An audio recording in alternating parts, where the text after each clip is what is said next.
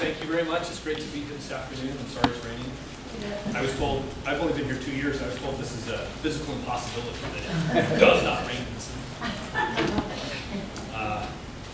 Well, before I start, I always just like to get a sense of how you teach the U.S. Mexican War. How many people are teachers in here? How many people? Okay. And may I just ask, anyone shout it out, how long do you spend in the U.S. Mexican War? One sentence. One sentence. Okay, better than some. Don't want to do more, But don't have the time, sure. but Okay. it'll do more. Okay, well maybe you'll change your mind now. Yes, because it's an Indian house. There you go. Okay. Anybody else? Time in Mexican War? A week or so. A week? Okay, that's pretty big. About a day. A day? Okay, that's pretty middle of the road, I think. 8th grade, a week. A week, Yeah, okay. Plus, I consider it important because we're in California and Yeah, yeah, okay, a week, great. Anybody else? Pam? I also teach 8th grade. I also consider it important and usually gets about a day. A day. Well, that's the pity, right? There's lots of important things that don't get very much time, right? Anybody else? Anyone radically outside of either of those bounds? I guess it's not going to get much shorter than a sentence, but maybe longer than a week. No? Okay. Well, I mean, a week is extremely long by U.S. standards. The U.S. Mexican War is something that we don't want to talk about for whatever reason. I mean, we could probably have a lot of fun speculating about why that might be, but we don't want to talk about it. From popular culture, not something that occupies a great presence in our popular culture in the United States. Popular history books, occasionally some come out in the U.S. Mexican War, not very many, certainly not compared to things like Abraham Lincoln, Civil War, Lewis and Clark. And it's also true with academic history. There's very little academic history written about the U.S. Mexican War. And all this, by my lights, is totally astonishing because the U.S. Mexican War was massively important. Right? Not only for those of us who live in California or live in Texas, Arizona, Nevada, Utah, and so forth. Phenomenally important, of course, for the history and the future of Mexico, but I think indispensable to understanding, indispensable context for understanding the rise of the United States as a hemispheric and ultimately a global power.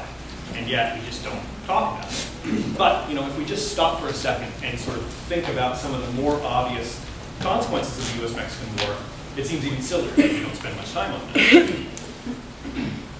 So, the territorial consequences, the most obvious consequences of the war.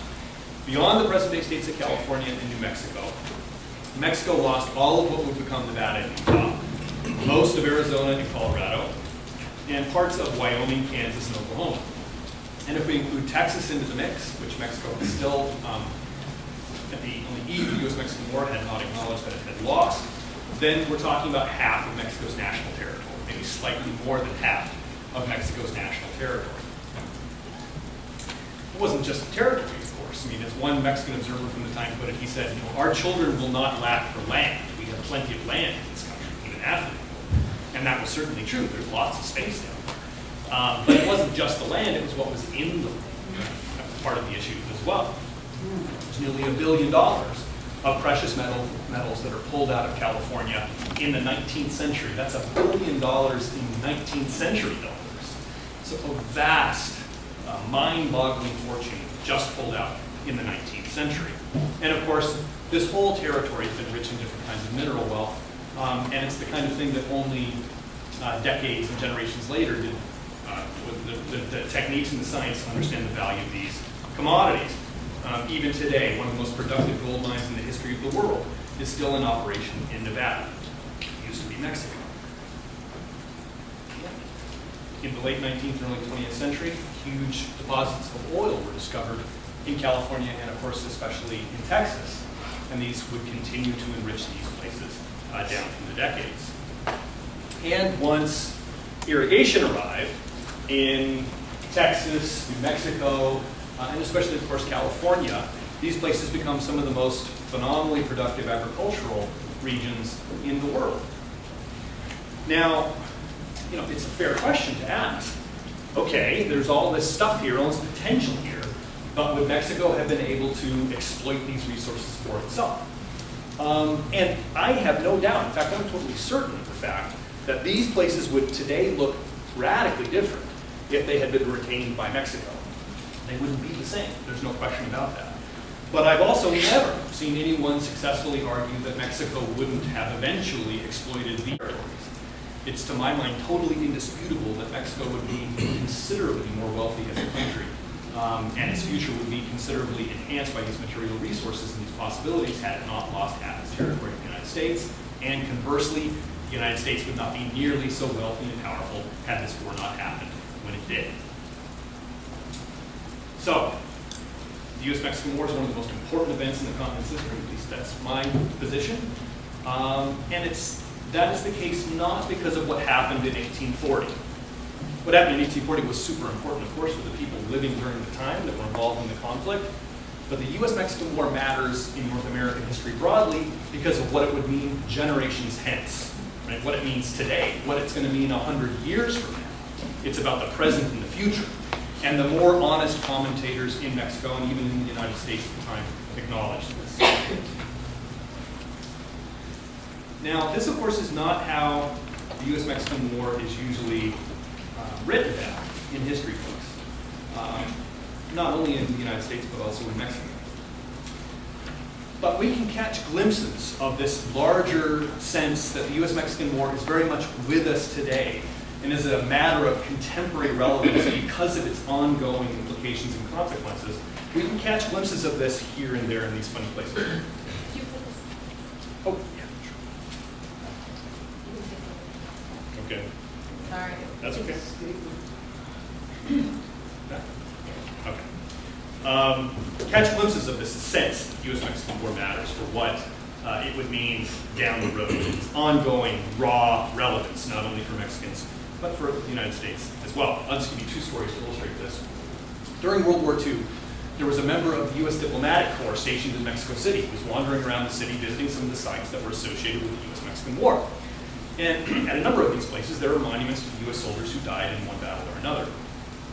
At many of these places, there are American flags. Well, he looked up at one of these flags and he was puzzling over it because it looked weird to him. And then finally, he was outraged when he figured out that it was missing 4 stars. Right? This is in the 1940s. I'll let you decide which 4 stars those probably were. Another more recent example of this. Has anyone seen this ad?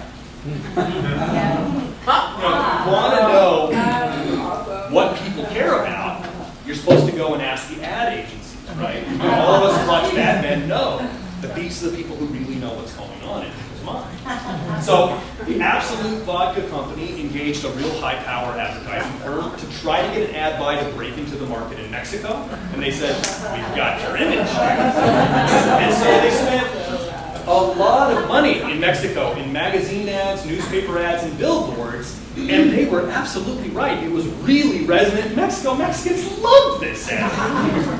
But the problem was that it was also really resonant in the United States. And there were a number of very angry radio hosts, among others, who instituted and sort of tried to organize a boycott of Absolute Vodka. And it was scary enough that at its considerable expense, Absolute dropped the ad campaign. Oh, too bad. So all this is just to say that the U.S. Mexican War isn't some hazy prelude to the Civil War, and if you're interested in the 19th century, you got to spend a couple days on it or something. It's a really important subject that's very much with us today, even if we don't generally, in this country, like to acknowledge that. Now, I'm going to be talking about the U.S. Mexican War, not overall, of course, but from a very particular point of view. And I'll begin by asking another question. How many of you who do teach the war incorporate Indians into the story in any kind of meaningful way?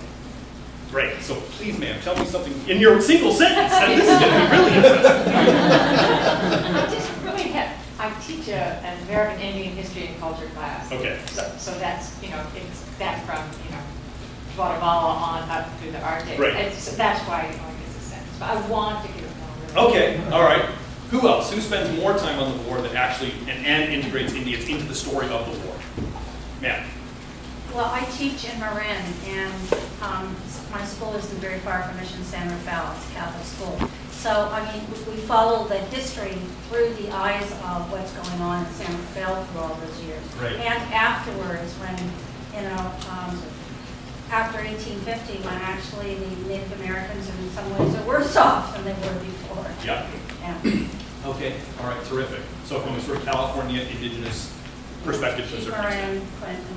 Great, okay. Anybody else incorporate Indians in the story of the war?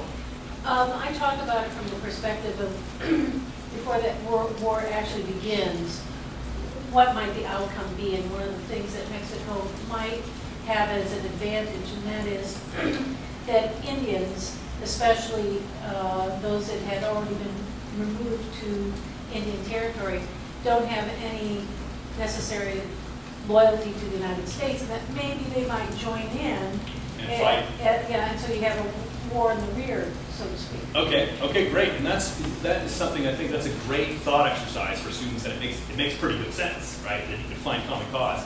The enemy of my enemy is my friend. Well, I'm going to be talking today about a pretty different group of Indians from those that you've mentioned thus far. I'm talking about the people who lived in the far north of Mexico. About the northern third of Mexico was controlled by a number of different indigenous societies that dominated this territory and were not incorporated into the Mexican Republic in any kind of meaningful way. These are people who were almost entirely absent from the narrative of the U.S. Mexico. Whether we're talking about the standard narrative that maybe we'll get in textbooks, or we're talking about academic history written in the United States, or academic history written in Mexico, Indians are seen as somehow incompatible with this story, which is fundamentally a state-centric story, right? It's a story about a strong, expansive state preying upon a weak, disorganized, fractured state, right? And then this kind of weird state of the Republic of Texas in between somehow. And there's just no conceptual room within that state-centric formation for these non-state peoples. They're there, and we'll get to them next chapter, but they're not part of the U.S. Mexican War. They don't figure into the story. I'm going to try to argue otherwise. And in fact, I'm going to start by suggesting that Mexicans and Americans at the time didn't believe that either. They didn't believe that Indians were irrelevant to the story. And the first little bit of evidence that I'll give you comes straight out of the Treaty of Guadalupe Hidalgo that ended the war. Did anyone read this in advance of the? Okay, terrific. So Article 11 of the Treaty of Guadalupe Hidalgo does a couple things. The first thing it does is that it solemnly binds the United States, preventing Indians residing north of the new border from raiding south into the now much diminished Mexican Republic. Right? We're going to stop Indians from raiding into Mexico. The second thing it does is it says we will recover the captives, Mexican captives who were living with Indians above the new border, and return them to their families. That's also our solemn obligation. And the third thing the United States pledges to do is to criminalize the purchase of Mexicans from Indians. Which when I first read this, I thought was the weirdest thing I'd ever seen, right? You know, you have to make it illegal to buy Mexicans from Indians? What's going on here? So, Article 11 of the Treaty of Guadalupe Hidalgo indicates that the people who were at the highest diplomatic levels in this confrontation understood somehow that Indians were connected to this story in a meaningful way. Meaningful enough that they deserved an entire section of the treaty that would conclude the war. So what I'm going to do today is three things. I'm going to first talk about how independent Indians, those native peoples who dominated the northern third of the Republic of Mexico prior to the war, how they acted and why towards Mexico from the 1830s to the outbreak of the war in 1846. The second thing I'm going to do is I'm going to talk about how Americans and Mexicans reacted to the things that Indians were doing. Right? I mean, often in our histories, it's all about what the states do and how Indians react to these things. Well, this kind of reverses that. And the third and final thing I'll do is I'll talk about how these native actions and state reactions shape the course and the outcome of the U.S. Mexican War. So let me begin with that first question. What was it that native peoples were doing in the 15 years prior to the U.S. invasion? Well, my overall argument today is that the U.S. Mexican War intersected with another virtually forgotten war, one waged between Mexicans and independent Indians across the northern third of Mexico in these 15 years before the U.S. invaded. So what was it that native peoples were doing? Starting in the early 1830s, Apaches, Navajos, Kiowas, Comanches, and other native peoples, all independent from one another and indeed independent from each other in sort of fragmented, flexible political formations within these different names that I just gave you. These different peoples abandoned long-standing peace agreements with the Republic of Mexico and began sending large armed raiding parties to attack Mexican haciendas and ranches and towns and settlements across the north. They went down there and stole horses and mules. They kidnapped women and children. They killed people of all ages and descriptions, but primarily grown men, but this included women and children. They slaughtered animals they didn't want, so cows and sheep, goats and horses, sometimes even, cows, sheep, goat, and pigs, sometimes even mules and horses. And they set fire and destroyed property across the north to an astonishing degree. By 1846, this conflict between Mexican raiders and the reprisals launched by Mexican forces against these Indians, this resulted in the deaths of many thousands of people across the north of Mexico. It had ruined most of northern Mexico's rural economy, and northern Mexico was a rural region. It had stalled northern Mexico's demographic growth. It had depopulated much of northern Mexico's vast countryside. And it had turned Mexicans at every political level of political organization you can think about against one another in a contest for scarce resources. So why did they do these things? Why did these independent Indian peoples abandon this imperfect peace that had lasted for decades and began attacking Mexicans in the way that I just described? Well, the answer to that question varies tremendously group to group to group. Huge diversity in terms of the cultural and political context of all these different polities and in terms of their relationship to Mexico. But there are two broad changes that happened in the early 19th century that help explain why all these people changed the way that they were interacting with Mexico.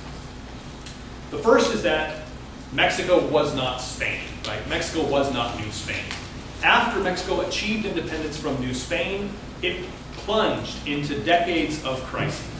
Fiscal crises, perpetual bankruptcy, the inability to govern as a consequence of these fiscal crises, the eruption of coups and rebellions almost yearly throughout different parts of the Mexican Republic, crises with foreign powers, almost anything bad you can imagine happening to a state happens to independent Mexico in the first 20 years of independence. Consequently, they do not have the money, the manpower, or the diplomatic skill, really, and resources necessary to maintain cooperative relationships, mutually beneficial relationships with these independent powers to their north, all these different Indian peoples. So at the same time, what happens is that Mexico becomes less useful as an ally and less dangerous as an enemy. So that's a big thing that applies to all the native peoples across the north. The second big change that happens that helps explain this transition I've described comes from the indirect consequences of American territorial and economic expansion.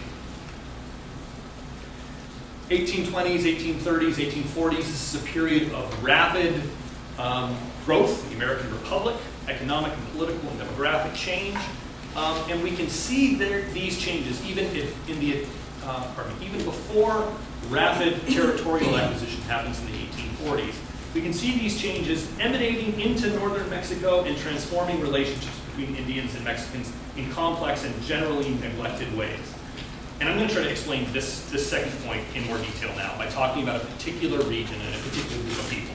The southern plains of Texas and New Mexico, and the people I'm going to be talking about are Comanches and Cayugas.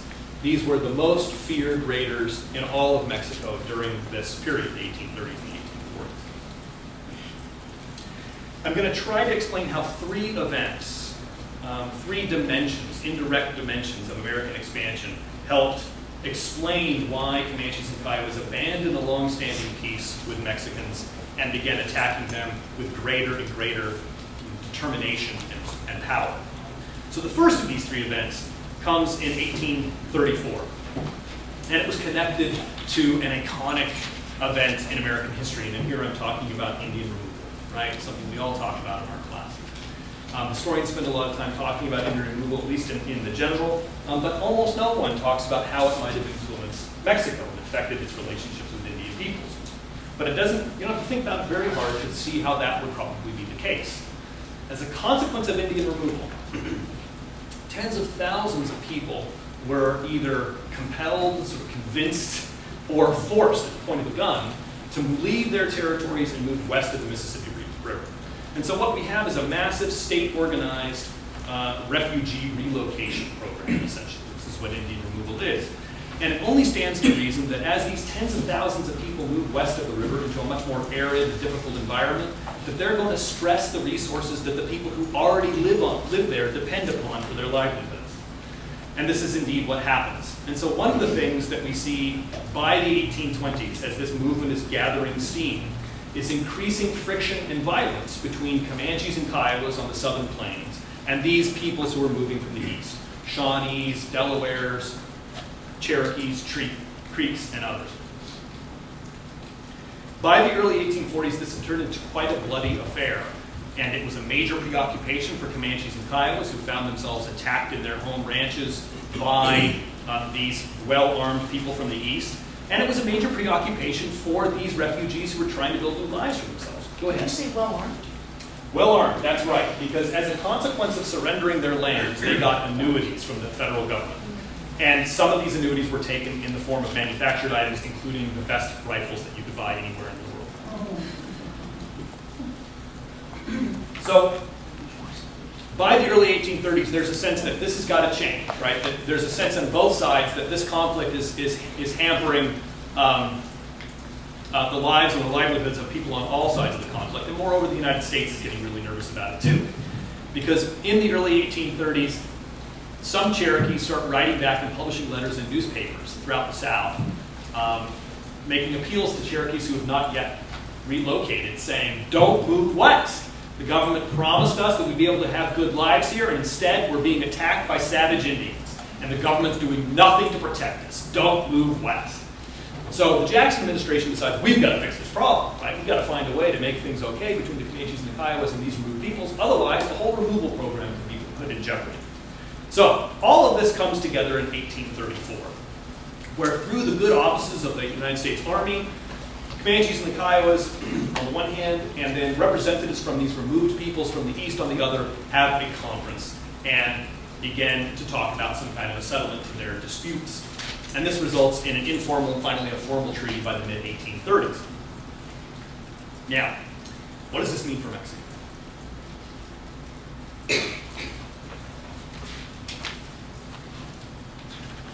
Late 1820s, early 1830s, relative peace throughout the Mexican North.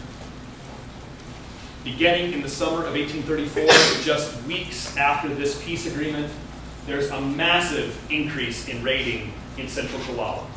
Comanches and Kiowas start sending parties of 500, 700, 800 men to rob and attack the most populous ranches and haciendas in the center of this rich northern state, Chihuahua. What's the connection? Why would these things be connected?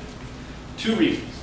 The first is that so long as Comanches and Kiowas were at war with peoples who lived all the way over here, it was extremely dangerous for them to go anywhere.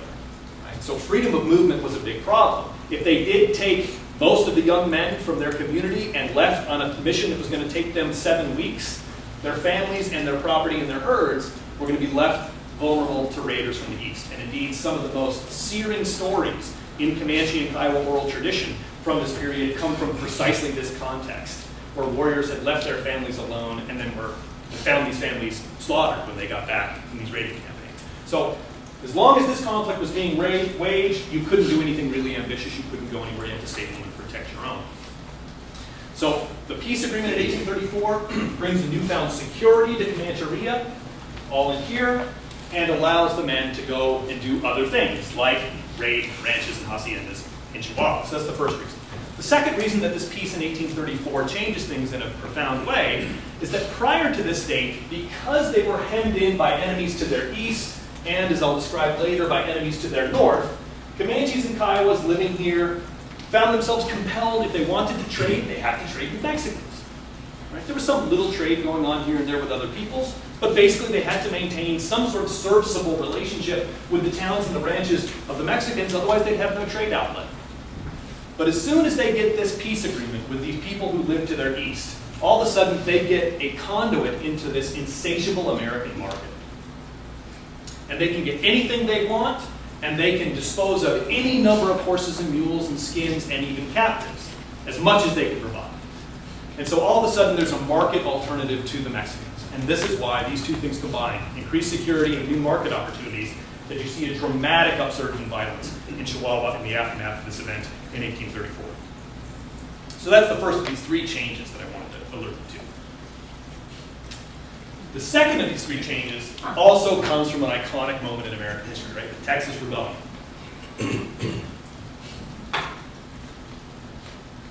There was a while there where, when I would show this slide, I would put Billy Bob Thornton up there. But my students' cultural knowledge changes so rapidly that my first year, they were all like, yeah, Billy Bob Thornton. And by 2 years later, they're like, this. So, second event, Texas Rebellion. Again, something that's very central to our narrative as educators, but something that we almost never think about in terms of what it meant for Mexico's relationships with Indians.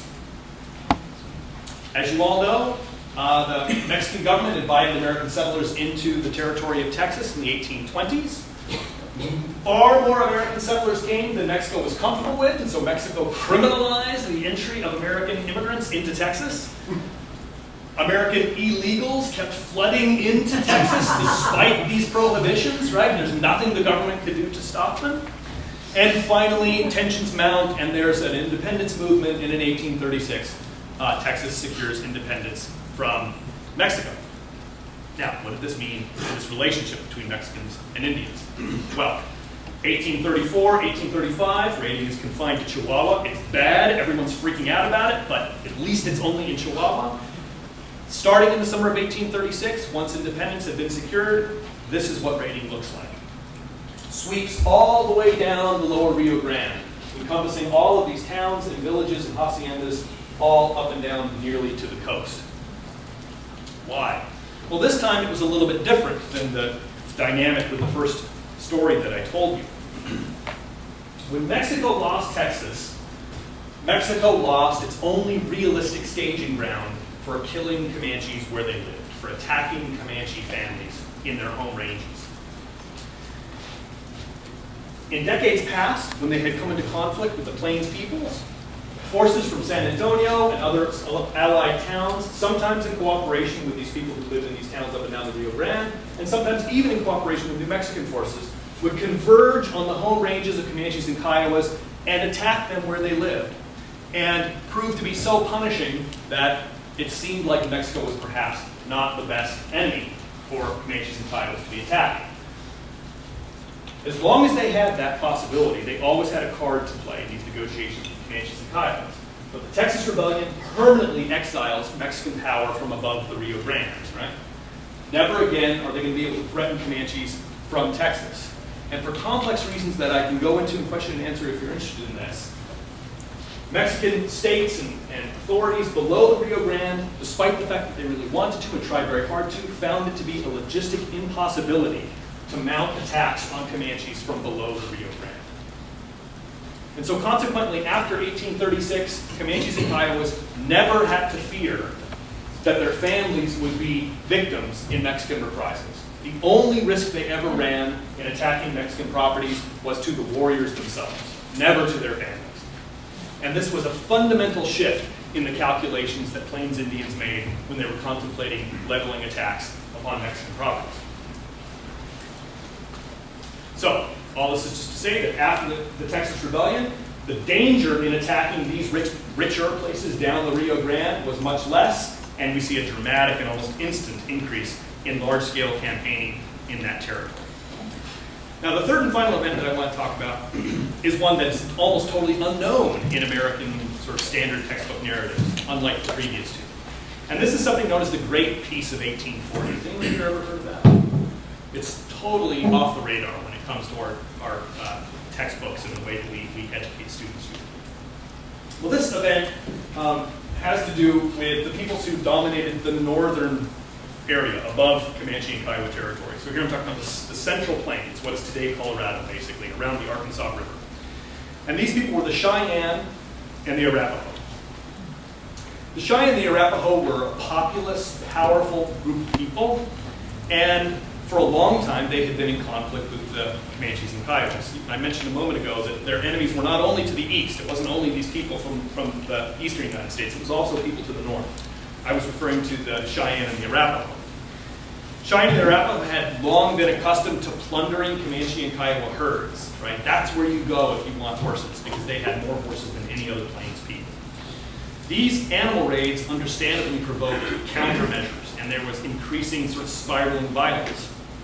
And by the late 1830s, in fact, this violence was so severe that there's a dramatic drop in raiding into Mexico because it's just too dangerous for Cheyennes and for Comanches and Kiowas to leave their families, right? Because they're constantly being attacked by Cheyennes and Arapahoes. So it's become a major preoccupation, and it finally comes to an end in 1840 with the so-called Great Peace of 1840. What you see here is an Indian artist representing one of the events at this multi-day celebration commemorating the Great Peace, and it's Comanches and Kiowas trading horses for, recognize these? Guns, right? Now, what does this have to do with American expansion? The first two really clearly did, right? Indian removal and the Texas Rebellion. Clear examples, indirect, not even really that indirect with American expansion. This too, the connection is more tenuous, but it's fundamentally connected to American expansion. Why did Cheyennes and Arapahoes decide that it was going to be in their interest to make peace with Comanches and Kiowas?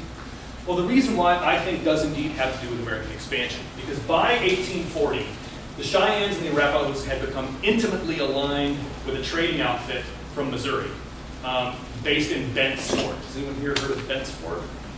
No, I'm from Colorado. It's in Colorado. It's everyone in Colorado. So Bent's Fort was on the Arkansas River, and it was the key trading hub for American markets out on the Central Plains. And the Cheyennes and the Arapahoes had actually married into the Bent family and were intimately connected to them. Now, this war with the Comanches and the Kiowas was a drain on the Cheyennes and the Arapahoes as well, because as long as the war was going on, it was impossible to systematically hunt bison on the Central Plains. To do large-scale, industrial-sized hunts, where they're going to be funneling many thousands of hides back to Missouri via the Bent brothers, they needed peace, where they could send out these small hunting parties to be able to do their methodical work across the Central Plains. It was too dangerous to do that as long as they were at war with Comanches and Kiowas. So I think that what happened, even though the evidence for all this is really slight, I think that what happened is that the Bent brothers helped convince the Cheyennes and the Arapahoes that it would be in their economic interest to end this feud with Comanches and Kiowas and be able to finally hunt in this now very bison-rich territory in the Southern Plains once the war was over. In any case, whatever the motivations, they did indeed seek peace with Comanches and Kiowas. It was celebrated in 1840, in the summer of 1840, and just weeks after this event, something dramatic happened. This was the extent of Comanche and Kiowa raiding in early 1840, and then it goes to that. The most unprecedented, massive expansion in raiding campaigns in living memory. By this point in the summer of 1840, Indian raiders were traveling 1,000 miles from their home ranges, all the way down to the center of Mexico. And there were many people in Mexico City that were predicting that within a couple of years we're going to see them on the streets of Mexico City itself. It's important to remember that, of course, the people that lived in central Mexico saw themselves as this members of a modern nation state, the tales of wild, rampaging Indians attacking population centers. This is something out of like 300 years ago. So they felt like they were in a time warp as they were opening their papers and reading about the amazing, horrible things that Indian raiders were doing only 100 miles or so north of Mexico City. I saw a hand up a moment ago. Yeah, I'm just a little confused by the map. Why aren't there the names of any of the indigenous tribes in Mexico there? And what was the relationship between those tribes and the people who are coming south? Okay, great question. So by this point in the 1840s, there are no longer any independent, tribally organized peoples below the river on this side of the river. Okay, so what there are still large sedentary communities of people, Yaquis, Mayos, and others in western Mexico. And they were raided upon by Comanches and Kiowas and by Apaches as well. And they were recruited into militias to go and try to fight them when they were able to. But in this part of the country, what there were detribalized native peoples who no longer spoke a native language and no longer recognized any kind of coherent political formulation that would be formally indigenous. They had been integrated into the Mexican Republic as low-level peasants, basically, most of these people. Does that answer your question? Yeah, pretty much. I'm a little concerned around Saltillo. You're talking about the right-hand side of Mexico. Okay, so Saltillo still, even in this place, there were old colonies of central Mexican Indians, Tlaxcalans and others who had come up there centuries before. But by this point, they had been, they were, for all practical purposes, for the story that I'm telling, indistinguishable from other Mexicans. They served in the military, they paid taxes, they recognized legitimate Mexican authorities, right? And that's why they use the term independent Indians rather than just Indians, because independent, that's the distinction that I'm trying to make. These northern peoples that were also part of the Mexican Republic in the far north, they were truly independent. They were under no political subordination, unlike these peoples that we're talking about right now. And the tribes of Cherokee, which are in the right-hand corner of the green line, there's a right, they're coming out of North Carolina. That's right. And also they went further north. They did. They did. They did. So there was groups of Cherokee in Texas, and they actually tried to get formal land titles from the Republic of Mexico, and later from Texas. And then they're going to be driven from Texas once Texas gets independent. Okay? Sure. All right. So massive expansion in the raiding territory that most Mexicans find absolutely mind-boggling. Now, the upshot of all this, the point that I was trying to make with these three examples, is simply that the histories of the United States and Mexico were linked in vital and really pretty much universally neglected ways through Indians, through independent Indians, people that are usually considered to be unintelligible within the storyline about states. My view is that we have to see the independent Indian peoples who dominated the northern third of Mexico as independent political actors pursuing their own coherent goals collectively, right? And that they're actors of international significance in this period. That's my view. Now, most Mexican and Anglo-American observers from the time would have thought that I was totally nuts and would have been incredulous at the suggestion that we should be taking Indians seriously as political actors, or certainly as actors of international significance.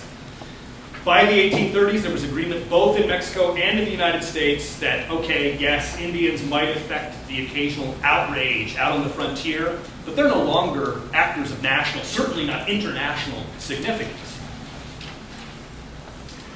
Rather than try to see Indian peoples on their own terms, Americans and Mexicans looked through Indians at one another. And that's kind of a weird abstract concept, so I'm going to say it one more time, and then I'll try to illustrate it throughout the rest of the talk. Rather than look at Indians, Americans and Mexicans both looked at one another through Indians.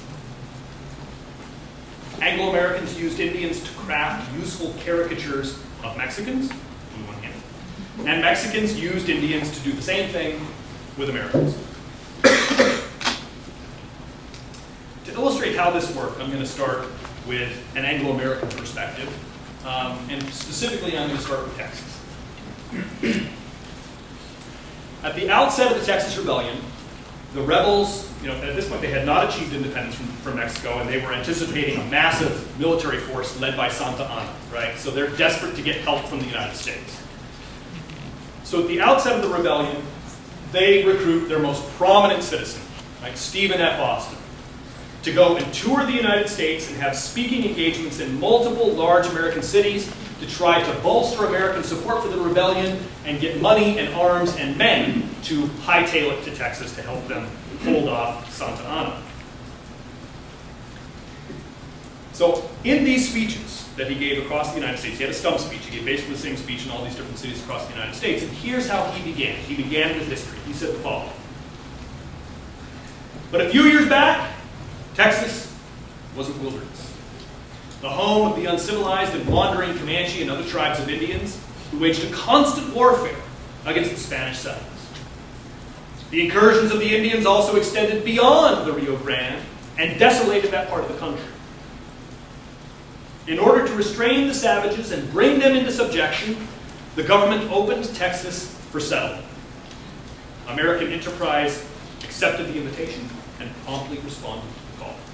So, you can imagine, you stand there in his suit, men and ladies out in the audience considering opening up their wallet for the Texas Rebellion. He's only got a little bit of time to talk to them. This is how he begins, with Indians, with a story about Indians.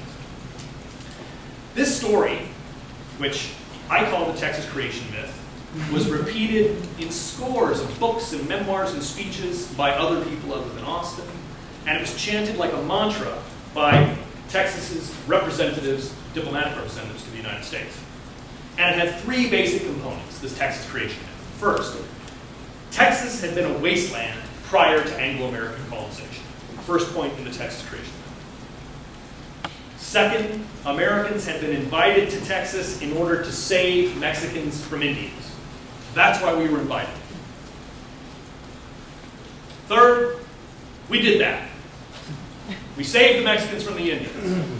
As one author put it, quote, the untiring perseverance of the colonists triumphed over all natural obstacles, expelled the savages by whom the country was infested, reduced the forest to cultivation, and made the desert smile. Sounds pretty impressive. Now in Washington, friends of Texas enthusiastically rehash these arguments every opportunity that they have.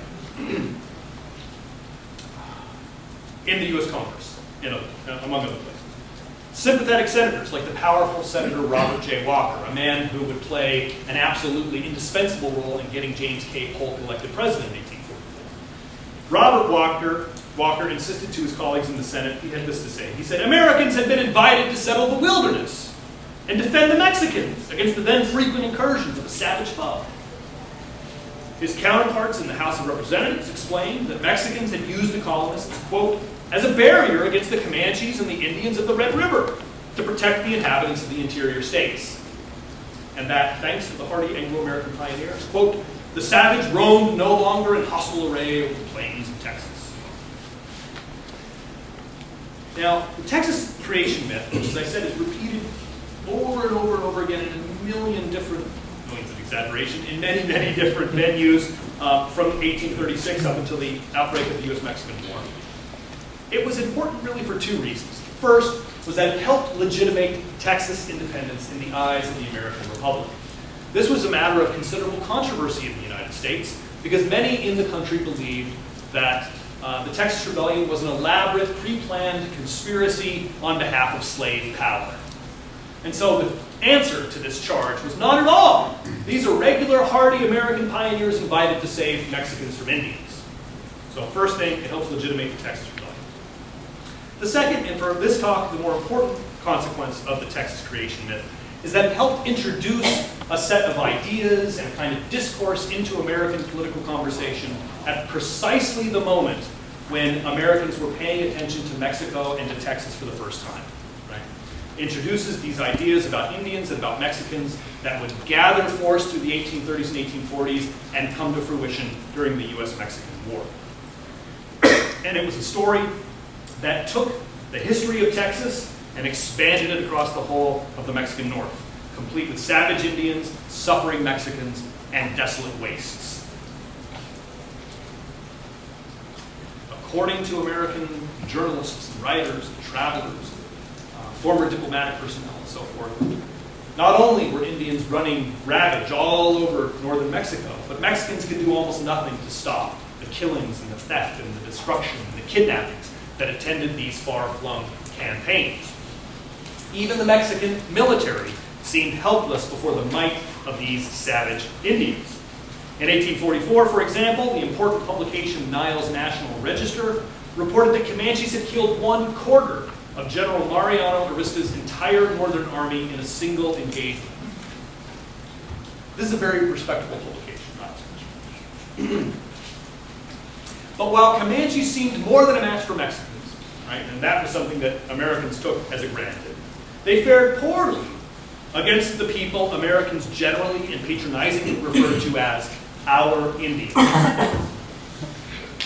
Josiah Gregg, who was probably, he was the master chronicler of the Santa Fe trade, and he was probably considered to be the preeminent expert in the United States on northern Mexico in this period. Josiah Gregg made the comparison this way. We are wont to look upon Comanches as perfect specimens of poltroonery when brought into conflict with the Shawnees, Delawares, and the rest of our border tribes. Poltroonery. That's a harsh indictment. Waddy Thompson, former ambassador to Mexico, former U.S. ambassador to Mexico, he concurred. This is a guy who's supposed to know what he's talking about, right? Waddy Thompson says, of all our Western tribes, the Comanches are the most cowardly. The Delawares frequently whip them 5-1. Now, we in this room know why the Delawares whipped the Comanches 5-1. Because the Delawares were armed to the teeth with the best rifles you could buy, right? And the Comanches definitely were not. So there's a major arms imbalance there that helps explain these lopsided battles. But that wasn't what was important to the Americans, right? They didn't bother with those kinds of details.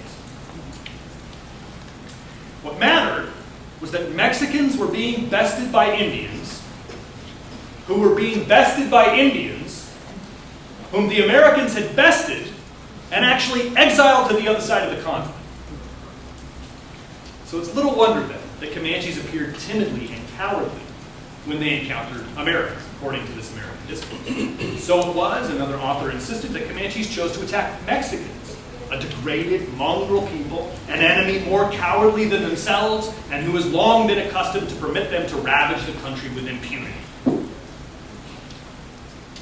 So here then, like in Talk About Texas, American discourse about Indians and Mexicans made Indians into the great signifiers of, rather than the reasons for, Mexico's problems.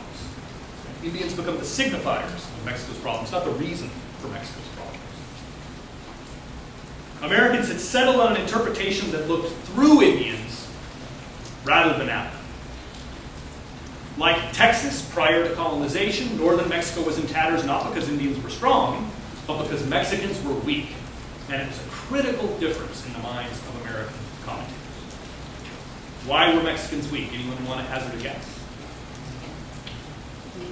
1830s, 1840s United States. Why are Mexicans weak? Yeah. Well, they're trying to form their own nation. Well, that's a good thing, right? I mean, we support that. United States, we support free government and democracy and republic, building. That's not the problem. Well, to the Americans of the time, I think they'd say that the Mexicans are mixed people and therefore they're inherently inferior. Precisely. You didn't have to think very hard about this in the 1830s and 1840s, right? This is the heyday of a sort of pseudo-scientific racism that formally ranked into different peoples. Anglo-Saxons, amazingly, were at the very top of the pack, right? And then it kind of went on down from there, but there was almost nothing in these people's minds more degraded than a mixed people. And Mexicans were a mixed people in large measure. Okay. Last thing about this, as with the Texas creation myth, these stories about Indians and cowardly Mexicans, they rhetorically invalidated Mexico's claim to the land only on a much, much larger scale.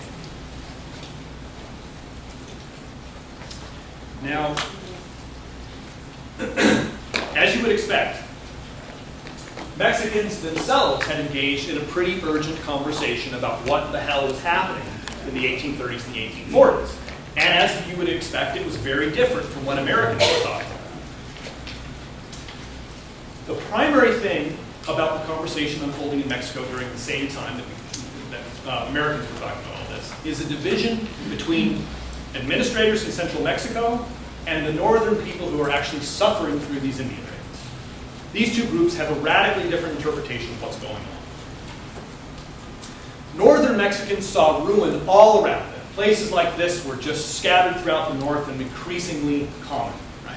Villages that had once been thriving, places where you hear children's voices and there's animals all over and their population's growing, are completely abandoned. And this is true all over northern Mexico.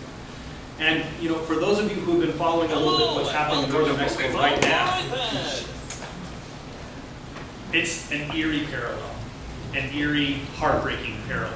And indeed, many of the places that you hear about in the news right now are the same places that were depopulated and attacked and transformed in the 1830s and the 1840s. And as was happening in the 1830s and the 1840s, with today's drug war, what you see is a major out-migration, right? When people just won't live like this anymore and they abandon the territory generally, the region generally. This too happened in the 1830s and 1840s. So in the midst of all this ruin and insecurity and in declining times, in the sense that everything's falling to pieces, they begged the national government for help. Help us. Give us men. Give us money. Give us guns. Give us ammunition. Give us horses. Give us forts. Do something to save us. We pay taxes. Right? You owe us this. You have to help us. These complaints didn't get anywhere. They never got anything from the central government of consequence. And so they just kept making them and making them and making them and making them whenever they get a chance. And they would shoehorn these complaints in the most unlikely of places.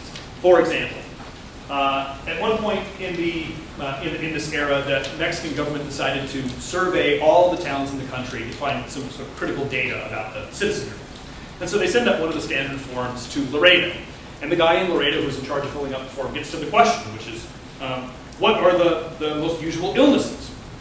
And so he answers this way. He says, well, the most usual illnesses in Laredo are side pain, principally from the effects of bullets, lances, and arrows from Comanches.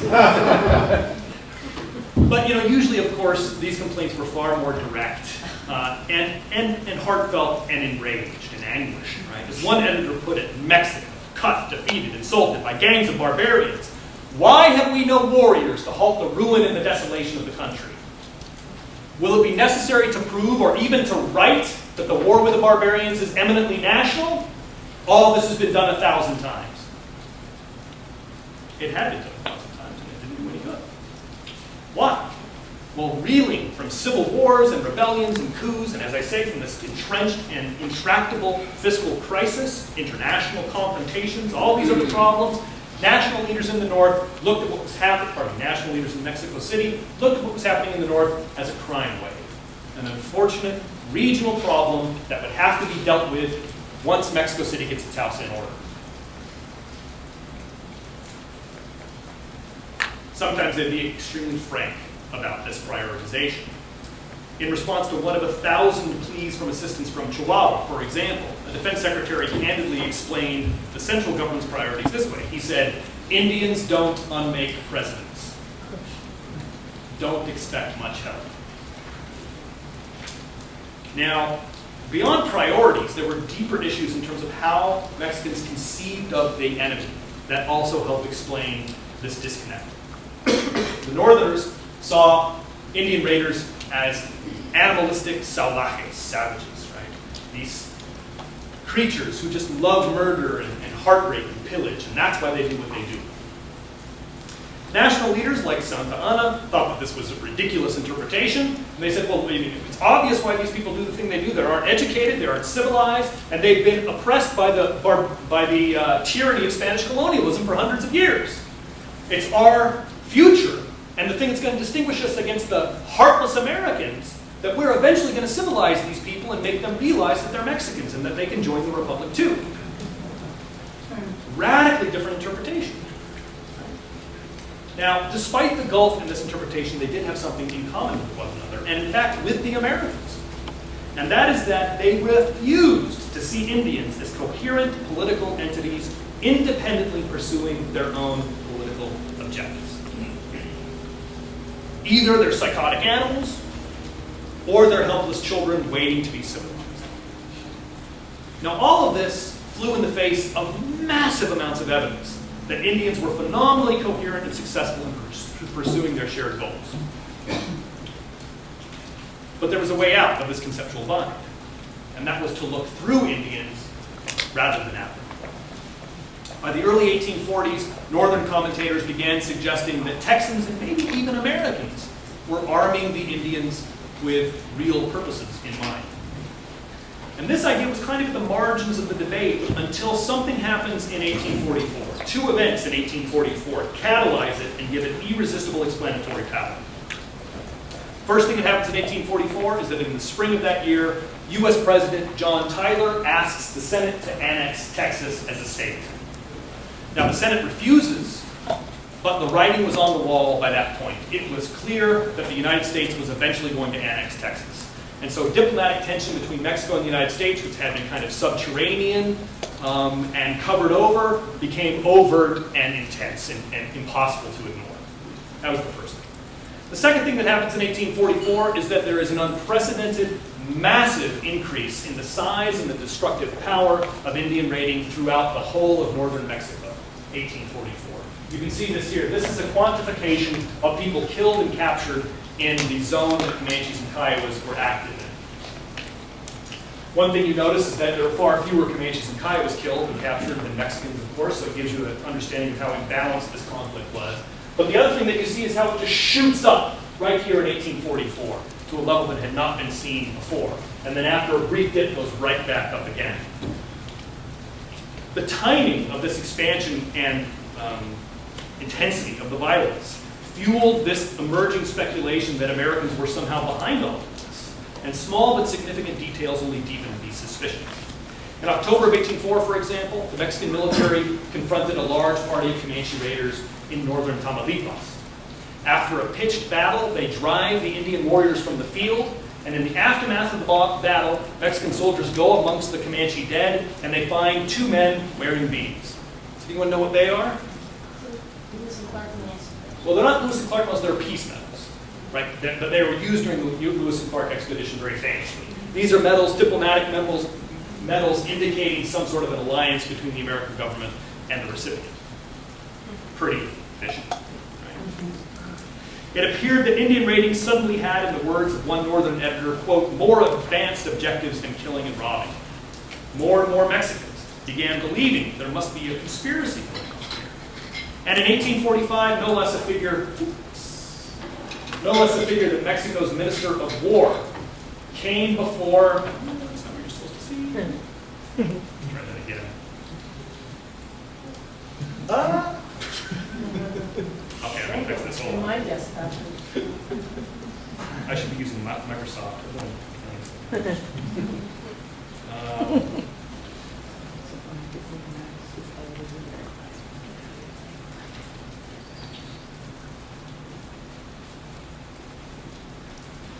Boy.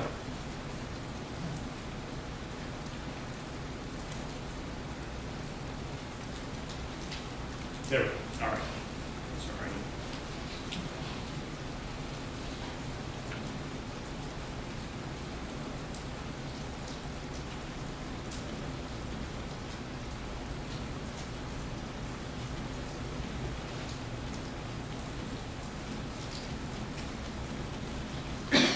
Okay, sorry. Mexican Minister of War comes before both houses of Congress, and he announces this. So again, big figure in Mexico, and he has this to say. He says that the hordes of barbarians are sent out every time by the usurpers of our country. And by the usurpers of our country, he means the Americans. In order to desolate the terrain they wish to occupy without risk and without honor. So here you have the Mexican Minister of War openly and publicly before Congress accusing the United States of being behind the Indian raids that had so devastated the north of the country. The minister described an agreement whereby the United States provided Indians not only with arms and ammunition, but also with a political education, with what he called the necessary instruction they need to understand the power they can wield when united in great masses. Now, in fact, American agents had little or nothing to do with what Indian polities were doing in the north of Mexico in these years. But this idea did not have to be true to be useful. It was very useful. It helped Mexico escape its conceptual line. And they did that by looking through Comanches and seeing Americans standing on the other side, handing out guns, handing out ammunition, and dispensing a political education to savages who couldn't otherwise understand what they were doing. So, pretty promising development. Comes right at the end of 1844, early 1845. And, of course, that's much, much too late. As you all know, Democrat James K. Polk won an extraordinarily close election in 1844, and he made annexing Texas part of his platform. Initially, he sends an envoy to Mexico to convince the Mexican government to sell northern Mexico to the United States. Mexicans refuse, which totally baffles and infuriates the president. And so he orders General Zachary Taylor to march south of the Nueces River into territory Mexico, and many American observers, incidentally, considered Mexican territory, in hopes that he would either compel the Mexican government to sell or precipitate a land war. And of course, it worked. In the summer of 1846, Taylor provokes a Mexican reaction and starts a war. Now, the actions of Indians prior to and during the U.S. invasion, along with American and Mexican reactions to the things Indians were doing, would influence the course and the outcome of the U.S. Mexican War in two significant ways. This is the last thing I want to tell you. First, the long history and the ongoing reality of Indian raiding greatly facilitated the military conquest of northern Mexico. The U.S. Army literally went marching in the footsteps of Comanches, Apaches, Kiowas, and Navajos, traversing territory that had already endured more than 15 years of heartbreak, ruin, and war. This was precisely what Polk intended. He knew exactly what had been happening in northern Mexico, and he knew that the victory would be greatly enhanced because of the fact that Mexico was fighting two wars at one time. He sent his army generals down to Mexico with a message to the beleaguered people that they met there. Quote, "It is our wish to see you liberated from despots," General Zachary Taylor was told to announce throughout the Northeast, "to drive back the savage Comanches, to prevent the renewal of their assaults, and to compel them to restore from captivity to you your long-lost wives and children." General Stephen Kearny in New Mexico was told to deliver a New Mexican variant that talked about Navajos rather than Comanches. There it was Navajos that they were calling. Now, whether or not they got help from Americans, the fact is that very few northern Mexicans felt willing or able to assist the Mexican government in its attempt to rebuff the American invasion. Raiding actually increases during the war, gets worse during the war. And Northerners mostly are unwilling and unable to be drafted into the army or to join insurgencies that a few determined Mexican patriots were organizing in order to try to disrupt the American occupation. And I think that's the key thing. I think had not this other war been going on and had so weakened and demoralized and devastated northern Mexico, that there would have been tens of thousands of men joining guerrilla operations and attacking Mexican positions throughout the occupation, making the occupation impossible. Right? I mean, imagine the kind of level of sophistication of the supply service of the United States Army in 1840. Very low. Right? This is the first foreign occupation they'd ever gone through. That would have been a game changer, I think. It never materialized. The second major way in which the War of a Thousand Deserts, as I'm calling this long, far-flung conflict between Indians and Mexicans, the second way in which the War of a Thousand Deserts shaped the U.S. Mexican War is that over the previous 10 years or so, it had given Americans the language they needed to style the dismemberment of Mexico as an act of salvation. It helped convince U.S. lawmakers that it was just, it was even righteous, to take half of Mexico's national territory. The Mexican people are now receding before the Indian, a Virginian senator observed in the course of the war debates. And this affords a new argument in favor of our occupation of the territory, which would otherwise fall into the occupation of the savage. Now, the crucial twin to this idea is that Americans would do what Mexicans could not: defeat the Indians and make the vast desert of northern Mexico smile with improvement and industry. By the mid-1840s, American expansionists had little doubt that they could do across the whole of the Mexican North what Austin and his hardy pioneers had done in Texas. No one was a more enthusiastic proponent of this interpretation than President James K. Polk.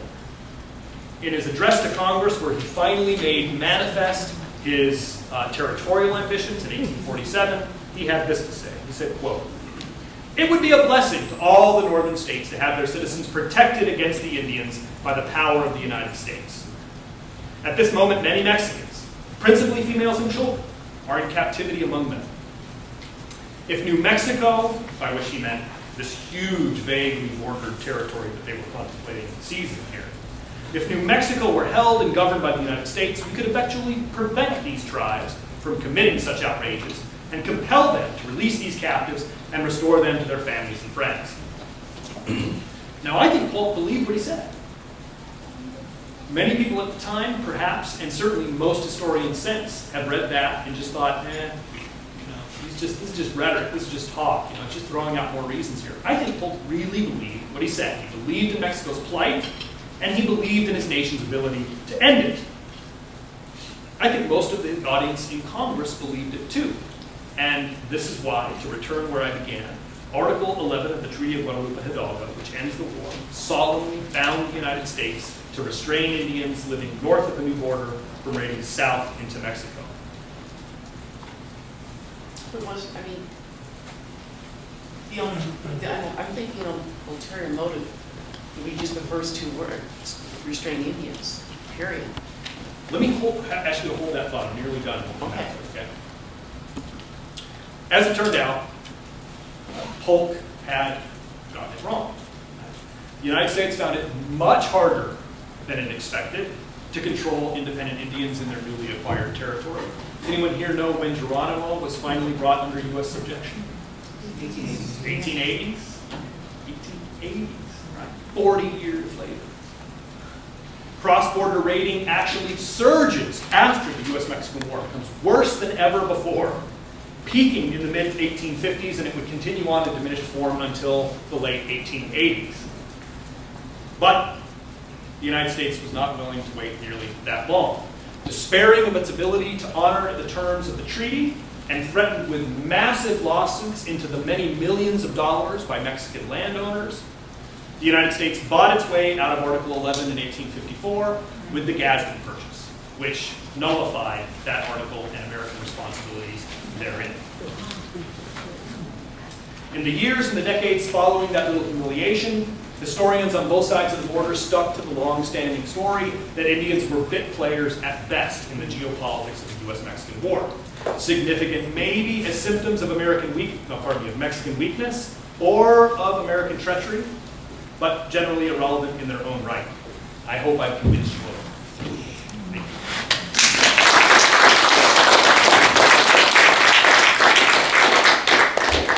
Now you tell me again, so you said something about ulterior motives. Yeah, I mean, when you're saying Polk wanted to restrain Indians from going north into the south, I'm just saying all he wanted was to restrain Indians, period. In the north, I mean, with that whole sense of... Yeah, well, certainly he saw it as an inevitability that the United States would bring all Indians under state power. That was going to happen. And he believed that it would happen within a couple of years in the Southwest, which I think gives you a glimpse into what fantasies these guys were dealing with when they were trying to conceive of the American project in this territory. You shed a lot of light about how the Indians, the role of Indians, was used by two different sides, and you're asserting strongly that they were independent political actors with their own interests. And that's, I hear that. So my wondering is, what about the possibility of like pan-Indian resistance or true organization and becoming more powerful actors politically? To what extent did Indians manifest an organized resistance that could make things different, or what? It's a great question, and I think it's the kind of question that almost we inevitably think about when we're looking over the long span of American history. It seems like such a kind of logical thing, and we wonder why we don't see more of it. And we do see some of it, right? The Pope's rebellion in the 17th century, that was a pan-Indian uprising, working across linguistic and tribal and political lines. Pontiac's uprising, Tecumseh, there are these moments where you do see pan-Indian organization for political purposes. I think the problem, well, let me reframe. I think the reason we see that so rarely is that we forget the degree to which Indians is this constructed category that we walk around within our head, but that seemed totally nonsensical to people at the time. I mean, there would be some non-Indians, of course, that would speak vaguely about Indians. But for native peoples themselves, I mean, you might as well be talking about Eurasians or something. Being dropped down in the middle of Europe and talking about sort of provincial, city-to-city politics, and having someone come along and talking about, you Eurasians, why can't you get your act together and all coordinate? It's like, what are you talking about? We have this ancient feud with these guys.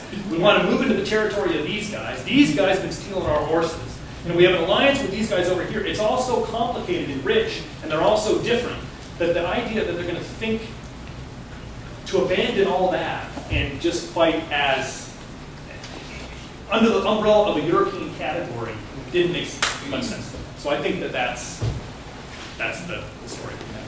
Yeah. I think it's really interesting when you think about the other two presentations that we listened to in this, the factor of race and how race was defined in the U.S. and in Mexico. So because the U.S. defined everyone below Anglo-Saxons as not worthy, they were able to minimize, right, these independent Indians. And because Mexico refused to really think about race in depth, right, they were at a loss for being able to respond to the needs of northern Mexicans, and right, it was just like they were so unable to really configure a sense. And the U.S. had such a deep sense of race that that's it's great. very interesting how that plays out. It's a great observation, and I wish I could have talked to you about 7 years ago. It took about 7 years to figure out what you just said. And that was that, I mean, I knew, of course, that race was talked about very differently in these two countries.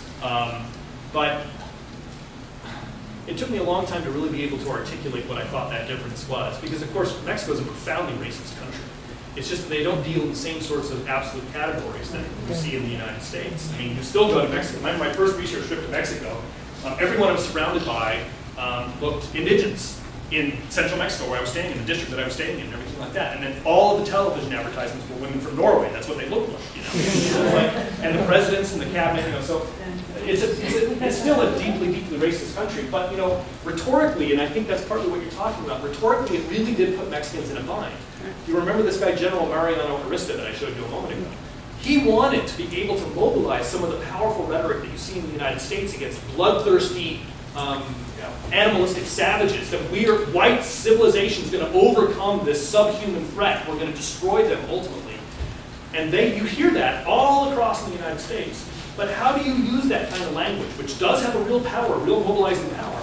How do you use that when the majority of the people you're talking to are indigenous or have large, sort of significant indigenous heritage, which is what most people in northeastern Mexico have, right? Real complex indigenous heritage. And so he couldn't use that kind of language. It was like, well, these guys just are different than you Indians. And it's a much finer distinction that didn't have nearly the rhetorical power, but it's a really wonderful insight. I have two questions. The first one has to do with the Treaty of Guadalupe Hidalgo.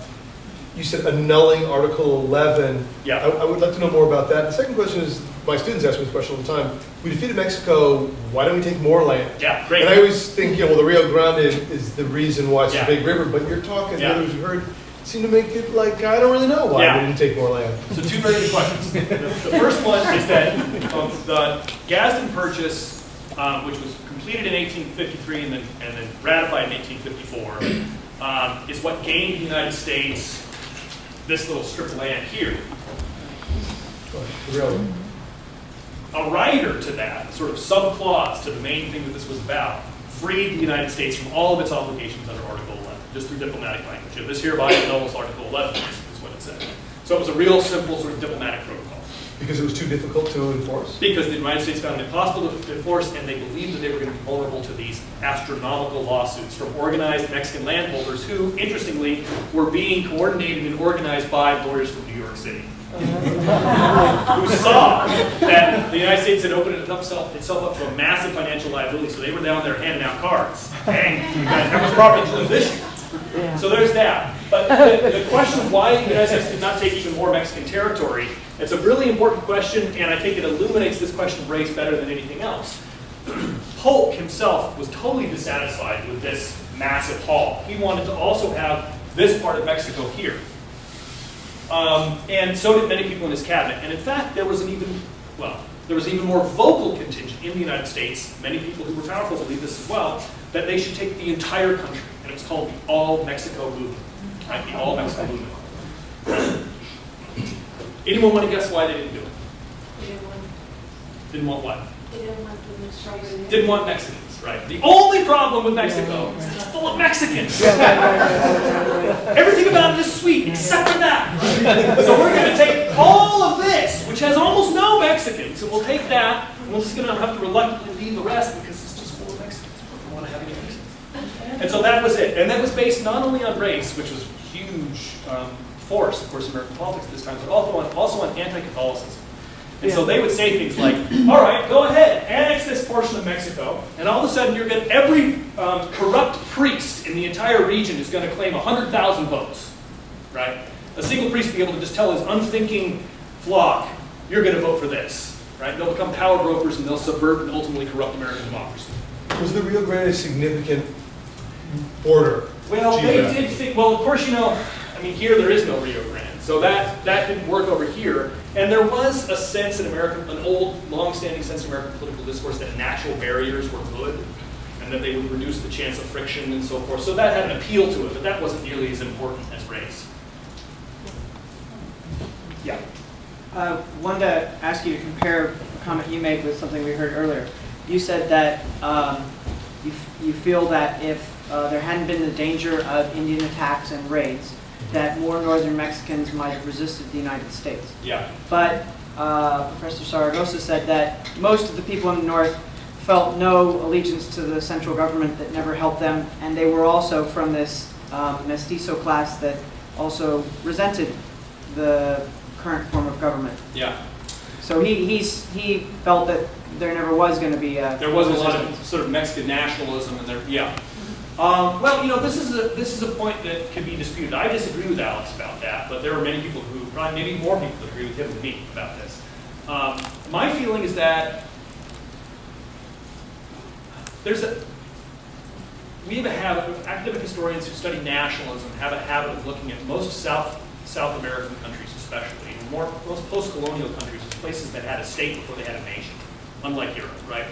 And so therefore it all has to be inauthentic, and the inequalities there hindered any kind of real sense of collective identity. And so that would be sort of Alex's interpretation of it. But my read is that, in fact, there was a lot more going on in terms of incipient nationalism than has been appreciated. And I actually think that the Indian War was a big part of that. Because prior to the security crisis of the 1830s and 1840s, it was easier to sort of say, well, what stake do I have in the nation state? You know, what is here? But beginning in the 1830s, everyone had a really serious stake in the nation state, right? Because only the nation state could save them from the security crisis. And so there's a real sense of kind of, at the same time the politics is sort of disintegrating in important ways in the North as a consequence of the security crisis, there's a sense that they're availing themselves of nationalist rhetoric in a way that they never were before. And they're engaging in nationalist projects all throughout the 1830s and 1840s. There's a series of really bloody rebellions throughout northeastern Mexico in the 1830s and the 1840s that were aimed at changing the constitution in Mexico City. These are national projects that people were willing to risk their lives for. Right? Moreover, the French invade in 1837.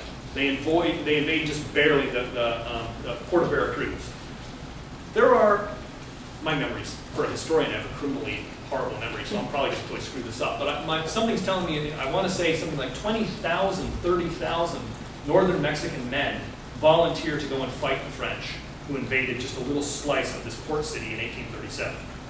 Now you compare that with a broad, region-wide invasion of Americans, born out of treachery, who most people now at this point believe were responsible for fomenting Indian raids.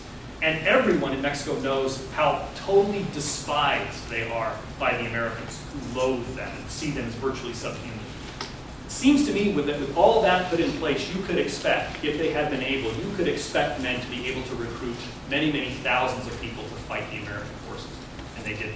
So I mean, it's a counterfactual, and people can disagree about it, but my feeling is that we underestimate the significance of Mexican nationalism in this period, and there were lots of reasons to not want to help the Americans and to want to resist them and fight them. You repeated a couple times, you said that the Indians had a project. Yeah. What was their project? Just well, resources or? So that's a complicated question. It involves a lot of speculation. I know what I think about that. I'll tell you what I think. Because of course, you know, none of these people kept written records, and there's a little bit of oral tradition associated with this, but most of that seems to really apply to the late 19th century, not so much to this earlier period. But what I think is happening, looking at the data, right, going back to that big chart that I showed up here a moment ago, they clearly want animals, right? They don't want the territory. There's no sense that they're trying to clear out territory to occupy or anything like that. They want animals. That's the primary economic engine behind all this. Horses and mules. And there's an insatiable American and Indian market for these commodities, and they grow quite wealthy from doing this. They also want captives, and they do steal people from northern Mexico, and that's an economic resource as well that's used in a variety of ways. The problem is that Comanches and Kiowas kill far more people than they capture. They kill double the number of people that they capture in Mexico. And they destroy so much property, so many animals. Right? They cause so much desolation that it seems to me that a purely economic model is not sufficient to explain what they were after. So this is probably more of an answer than you want. But I think that what's happening is that in order to mobilize the huge armies that they had, that were the prerequisite to going all the way down into northern Mexico, near the center of the country, they needed to mobilize something other than simply raw individual economic ambition. It wasn't enough just to say, let's go get some horses and mules and go down there and really steal all the stuff with the fun. They needed a rhetoric that was different than that. And I think that the rhetoric that they latched onto and the cultural and the political mechanism that they used was vengeance. And this is something that Plains Indian peoples generally, and these people in particular, were able to use to get many people from different families to come and engage in a cooperative project. And I think that's why you see, in addition to all this theft, massive, massive killing throughout northern Mexico. So it's a complicated answer to your question. That is, it's a project that it has an economic engine, but it's embedded deeply in a political and cultural matrix that's particular to Comanches and Kiowas. But, I mean, if they're feeling vengeful, why aren't they going necessarily against northern Mexico instead of the U.S. that's sort of, I mean, I know what you're saying, that these are all independent nations. Yeah. But, I mean, the writing's on the wall. Yeah. Well, two things. One, at this point, the Americans have done virtually nothing to Comanches. They're a completely abstract force as far as Comanches are concerned. They're not seen. Well, they're nowhere. I mean, this is before the United States has in this territory. There's maybe like 30 Americans living in the state of Colorado at this point. It's not even a state, of course, but living anywhere in this territory. They're just so non-existent. Now, the Texans are different. But also, I mean, you were saying that the bunch of people, you know, the whole Trail of Tears things and the relocation. Those aren't Americans, right? Those are Indians that were forced to move by the Americans. So they're representing the Indians, not the Americans, that are coming through? Well, yeah, it's partly that, yeah. But it's, the other thing here is that they are capable of assessing risks and benefits in a pretty sophisticated way. They do find themselves in conflict with Texans. And they go and they attack Texan settlements. And then Texans come out with Indian scouts and they attack and they kill hundreds of Comanche women and children and men as a consequence. So there's a powerful incentive there to not be at war with the Texans. The Mexicans, in contrast, can't get their act together and can't cross the river and can never threaten your families. Now, what are they looking for vengeance for? They're looking for vengeance for the 700, as I counted, 700 Comanche men who were killed while raiding below the river. And so it seems like a real irony. It seems deeply self-serving, of course, but this is how it worked. The death of a warrior involved or invoked these sort of sacred obligations on the part of his friends and his family to get vengeance. It didn't matter how it happened. And so that's, I think, what was happening there. Yeah. You know, on this dialogue, could you elaborate on the third section of Article 11 about making it illegal to buy Mexicans from India? Yeah. You had referred to that earlier. Well, Mexican negotiators insisted that that be put into the treaty because they were aware that markets were powerfully driving this traffic, and that if no one bought captives from Comanches or Kiowas, then Comanches and Kiowas would have less incentive to capture people. Who was buying? Other Indians mainly, but also Americans.